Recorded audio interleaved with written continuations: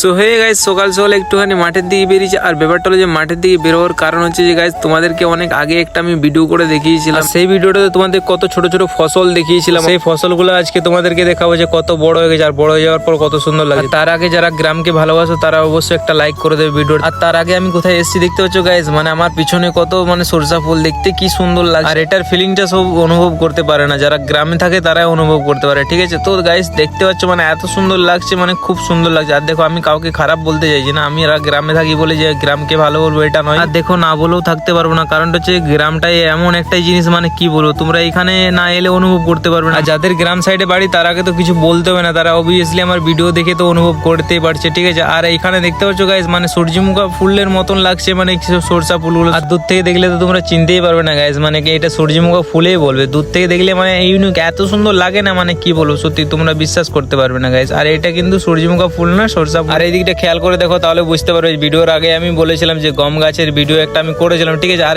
আজকে দেখো গম গাছের ভিডিওটা করছি, তো গম গাছগুলো কত বড় হয়ে গেছে। আর ওই দিকটা কিন্তু পুরোটাই সূর্যমুখী ফুলের মতো সরষা ফুল। আর এগুলো কিন্তু গাইস পুরোগুলোই গম গাছ, ঠিক আছে। আর এই ভিডিওগুলো তোমাকে আমি দেখিয়েছিলাম আমার একটা আগের ভিডিওতে ছাড়া যায়। আর গম গাছগুলো দেখতে পাচ্ছ গাইস, আর মানে যতদূর নজর যায় পুরোটাই গম গাছ। আর দেখতে কিন্তু এত সুন্দর লাগছিল না। আর এগুলোর আমি একটা ভিডিও নিয়ে আসবো যখন এগুলো ফসল হয়ে যাবে, ঠিক আছে। তো বাই আজকের জন্য।